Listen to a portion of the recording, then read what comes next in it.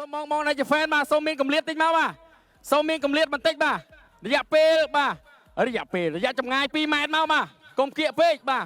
ទុកខ្យល់ជាមួយនឹងខ្យល់បរិយាកាសរបស់គាត់បាទបាទឥឡូវនេះជ័យលាភីបានទៅលើបងសំអូនអូតូបន្តិចទៅសំអូ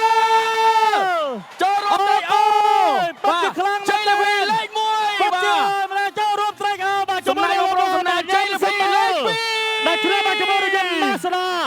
ពីមួយគ្រឿងដ៏ថ្មីស្រាងបាទជួយទប់បាទជួយទប់គាត់បាទពិតជាព្រឹត្តិការណ៍ដ៏អស្ចារ្យមែនបាទការ3មនុស្សជាទីស្រឡាញ់បាទរយៈពេល8ម៉ោងអស្ចារ្យមែនទេខ្លាំងឥឡូវយើងរកឃើញហើយបាទសំថយតិចសំណាងគឺគាត់បាទមានសំកាហើយគេហៅថាខុសបញ្ហាបច្ចេកទេសបន្តិចបន្តួច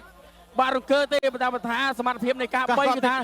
នៅតែមានកម្លាំងដដែលបាទប៉ុន្តែមិនធ្វើទេបាទជ័យលាភីលេខ2បានទៅលើបងព្រំសំណាងលេខ1បានទៅលើបងសំអល់បាទខាងយើងបាទឈូវ៉ាមកញ៉ៅបាទជុកប៉ា2ពេញញ៉ៅបាទជាមួយនឹងបងយិនសបុលគាត់បានឆ្លងជាមួយនឹងរយន្តម៉ាស្ដាបាទពី Boost Strong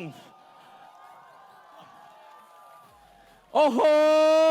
បាទថ្ងៃទិវានៃក្តីស្រឡាញ់បាទថ្ងៃ8មិនិនាទិវានៃក្តីស្រឡាញ់បាទ Boost Strong រៀបចំកម្មវិធីនេះឡើងពិតជាព្រឹត្តិការណ៍ដ៏អស្ចារ្យពិតមែនបាទ